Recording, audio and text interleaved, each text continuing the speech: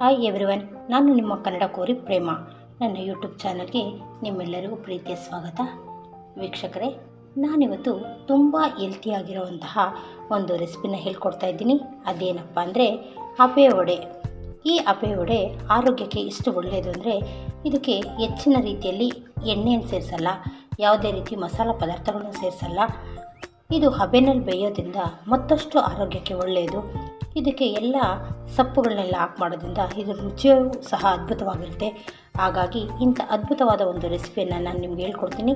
ಬನ್ನಿ, ಹಾಗಾದರೆ ಈ ಒಂದು ರೆಸಿಪಿ ಮಾಡೋಕ್ಕೆ ಯಾವ್ಯಾವ ಸಾಮಗ್ರಿಗಳು ಬೇಕು ಅಂತ ನೋಡ್ತಾ ಹೋಗೋಣ.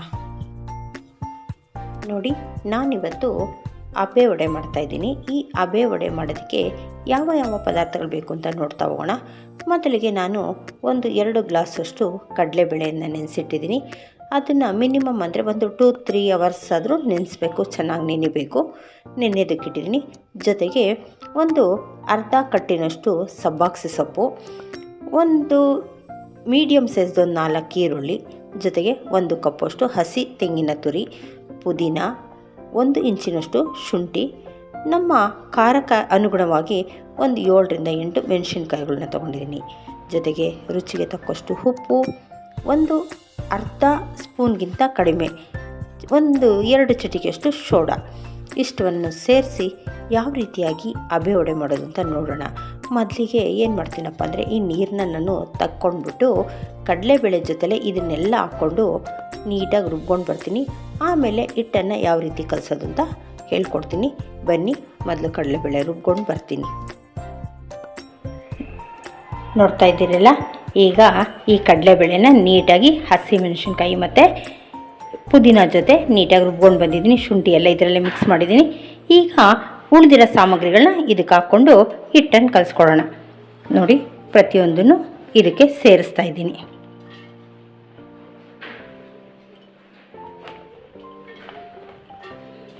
ಎಲ್ಲವನ್ನು ಇದಕ್ಕೆ ಸೇರಿಸ್ಬಿಟ್ಟು ರುಚಿಗೆ ತಕ್ಕಷ್ಟು ಉಪ್ಪು ಹಾಕಿ ಹಿಟ್ಟನ್ನು ಮಿಶ್ರಣ ಮಾಡ್ಕೊಳ್ಳೋಣ.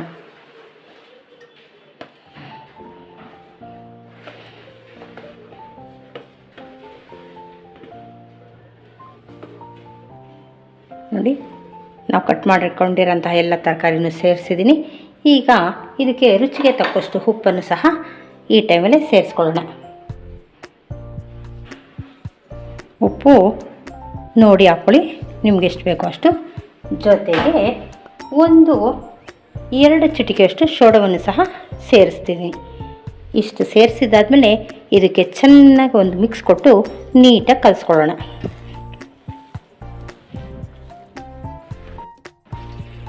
ನೋಡಿ, ಹಿಟ್ಟೆಲ್ಲ ನೀಟಾಗಿ ತರಕಾರಿಗಳ ಜೊತೆ ಮಿಕ್ಸ್ ಮಾಡಿ ನೀಟಾಗಿ ಕಲಸಿಟ್ಟಿದ್ದೀನಿ. ಈಗ ಹೇಗೆ ಮಾಡೋದು ಅಂತ ನೋಡ್ತಾ ಹೋಗೋಣ, ಬನ್ನಿ. ಹಿಟ್ಟನ್ನು ಈ ರೀತಿಯಾಗಿ ಉಂಡೆಗಳನ್ನ ಹಾಕಿಟ್ಕೊಂಡಿದ್ದೀನಿ. ಈಗ ನುಚ್ಚಿನ ಉಂಡೆ ಮಾಡಬೇಕು ಅಂತಂದರೆ ಇಡ್ಲಿ ಸ್ಟ್ಯಾಂಡಿಗೆ ನಾನು ಆಲ್ರೆಡಿ ಎಣ್ಣೆ ಎಲ್ಲ ಸವರಿದ್ದೀನಿ. ಈ ಉಂಡೆಗಳನ್ನ ಈ ರೀತಿ ಕೈಯಲ್ಲಿ ತೊಗೊಂಡು ಈ ರೀತಿ ಪ್ರೆಸ್ ಮಾಡಿ ಇದರಲ್ಲಿ ಇಡ್ತಾ ಹೋಗೋದು. ನೋಡಿ, ಈಗ ಒಂದೊಂದೇ ಉಂಡೆಗಳನ್ನ ತಗೊಳ್ಳಿ, ಈ ರೀತಿಯಾಗಿ ಪ್ರೆಸ್ ಮಾಡಿ ಇಡ್ಲಿ ಪ್ಲೇಟಲ್ಲಿ ಇಡ್ತಾ ಹೋಗೋಣ. ಮಧ್ಯ ಏನಾದರೂ ಕಚ್ಚುತ್ತೆ ಕೈಗೆ, ಆಗ ಅಂಟ್ಕೊಂಡಂಗಿರಲಿ ಅಂತ ಈ ರೀತಿ ಮಾಡಿ ಎಲ್ಲವೂ ಜೋಡಿಸ್ತಾ ಬನ್ನಿ. ಈ ರೀತಿ ಎಲ್ಲದಕ್ಕೂ ಜೋಡಿಸಿದಾದ್ಮೇಲೆ ಇದನ್ನು ನಾವು ಸೇಮ್ ಇಡ್ಲಿ ಥರ 15 ನಿಮಿಷಗಳ ಕಾಲ ಹಬೆನಲ್ಲಿ ಬೇಯಿಸಬೇಕಾಗುತ್ತೆ.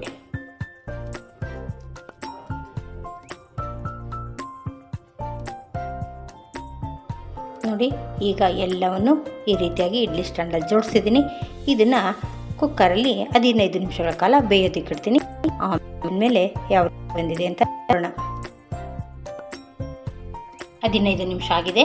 ಈಗ ನಾನು ಕುಕ್ಕರಿಂದ ತೆಗೆದು ಈಚೆ ಇಟ್ಟಿದ್ದೀನಿ. ನೋಡಿ ಎಷ್ಟು ನೀಟಾಗಿ ಬೆಂದಿರುತ್ತೆ. 15 ನಿಮಿಷ ಸಾಕು, ನೀಟಾಗಿ ಬೆಂದಿದೆ.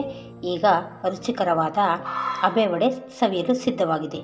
ನಿಮ್ಮೆಲ್ಲರಿಗೂ ಈ ರೆಸಿಪಿ ಇಷ್ಟ ಆಗಿದೆ ಅಂತ ಭಾವಿಸಿದ್ದೀನಿ. ಇಷ್ಟ ಆದರೆ ಲೈಕ್, ಶೇರ್, ಸಬ್ಸ್ಕ್ರೈಬ್ ಮಾಡೋದನ್ನ ಮರಿಬೇಡಿ. Thank you.